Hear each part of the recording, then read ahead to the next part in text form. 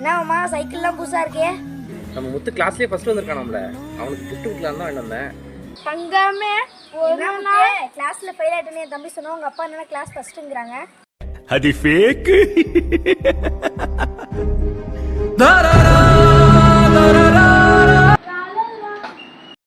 அப்பா கிட்ட ஏதாவது சொல்லணுமாப்பா? அதான் எல்லாம் சொல்லிட்டேனேப்பா.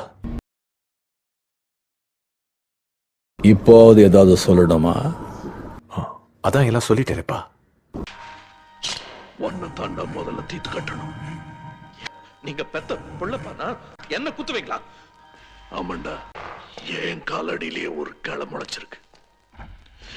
என்ன பொறுத்த வரைக்கும் களை தான்.